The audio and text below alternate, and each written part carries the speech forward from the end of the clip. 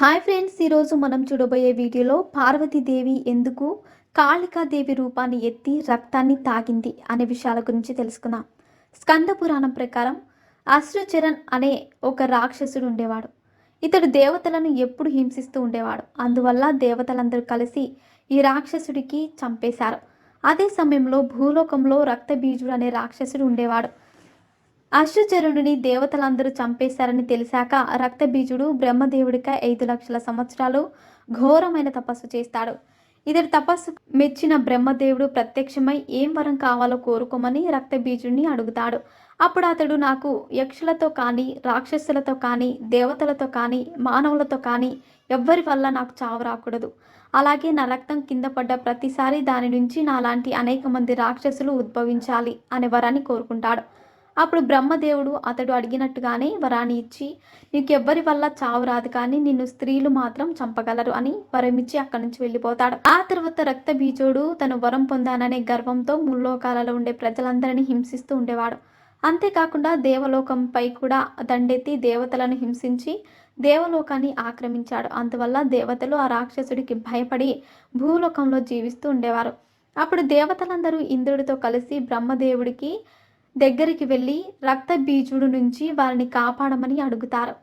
అప్పుడు బ్రహ్మదేవుడు, నేను ఏమి చేయలేను అని, అప్పుడు అందరినీ కాపాడగలిగేది మహాదేవుడు మాత్రమేనని అందరూ కలిసి అక్కడికి వెళ్ళండి అని చెబుతాడు. అప్పుడు దేవతలందరూ కలిసి కైలాసానికి వెళ్తారు. కానీ ఆ సమయంలో మహాదేవుడు అక్కడ ఉండడు, కేదార్నాథ్లో ధ్యానం చేసుకుంటూ ఉంటాడు. ఈ విషయం తెలిసిన దేవతలందరూ మహాశివుడిని కలవడానికి కేదార్నాథ్కి వెళ్ళి అతనితో రక్తబీజుడు చేసే అన్ని పనుల గురించి చెప్పి వారిని కాపాడమని వేడుకుంటారు. అప్పుడు బ్రహ్మదేవుడు మహాశివుడితో, నేను ఇచ్చిన వరం కారణంగానే ఇదంతా జరుగుతుంది. ఇతన్ని ఎవరు ఏమి చేయలేరు, కానీ స్త్రీలు మాత్రం చంపగలరని చెబుతాడు. అప్పుడు మహాశివుడు దేవతలు అందరినీ ఆదిశక్తిని ప్రార్థించమని చెబుతాడు. దేవతలందరూ శివుడు చెప్పినట్టుగానే ప్రార్థిస్తారు. అప్పుడే కైలాస పర్వతంలో ఒక దేవి ప్రత్యక్షమవుతుంది. ఇదే సమయంలో నారద మహర్షి రక్తబీజుడిని రెచ్చగొట్టడానికి అతని దగ్గరికి వెళ్ళి అతనితో, నీవు ముల్లోకాలను గెలుచుకున్నావు, అలాగే మహాశివుడు ఉండే కైలాసాన్ని కూడా నీ సొంతం చేసుకుంటే నువ్వు ఈ ప్రపంచానికే రాజవుతావని అతనితో అంటాడు.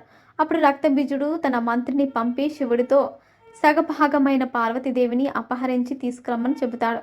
అతడు చెప్పినట్టుగానే ఆ రాక్షసుడు పార్వతీదేవిని తీసుకురావడానికి కైలాసానికి వెళ్తారు. అలా తీసుకొచ్చే సమయంలో పార్వతీదేవి ఆగ్రహానికి లోనై కాళికాదేవిగా మారి అక్కడికి వచ్చిన రాక్షసులందరినీ కత్తితో నరుకుతుంది. అదే సమయంలో ఒక రాక్షసుడు కాళికాదేవి నుంచి తప్పించుకొని రక్తబీజుడి దగ్గరికి వెళ్ళి జరిగిన విషయం అంతా చెబుతాడు. దానితో కోపం వచ్చిన రక్తబీజుడు తన సమస్త సైన్యంతో కైలాసంలో ఉన్న కాళికాదేవి దగ్గరికి వస్తాడు. అప్పుడు కాళికాదేవి అక్కడికి వచ్చిన రాక్షసులందరినీ చంపేస్తుంది. కేవలం రక్తబీజుడు మాత్రమే మిగిలి ఉంటాడు. ఆ రాక్షసిని కూడా కాళికాదేవి తన చేతిలో ఉన్న కత్తితో నరుకుతుంది. కానీ రక్తబీజుడికి ఉన్న వరం కారణంగా అతడి రక్తం పడిన ప్రతి చోట అనేక మంది రాక్షసులు పుట్టుకొస్తారు. దాంతో కోపం వచ్చిన కాళికాదేవి రక్తబీజుడిని నరికి అతని రక్తం కింద పడకుండా రక్తాన్ని తాగిస్తుంది. అలా రక్తబీజుడి ఒంట్లో ఉన్న రక్తమంతా కాళికాదేవి తాగేసి రక్తబీజుడిని సంహరిస్తుంది. అలా కాళికాదేవి రక్తబీజుడి నుంచి ముల్లోకాలను కాపాడింది. సో ఫ్రెండ్స్, చూసారుగా కాళికాదేవి గురించి మీకు తెలియని ఎన్నో విషయాలను తెలుసుకున్నారు. ఇలాంటి మరిన్ని విషయాలను మీరు తెలుసుకోవాలనుకుంటే వెంటనే మా ఛానల్ని సబ్స్క్రైబ్ చేసుకోండి.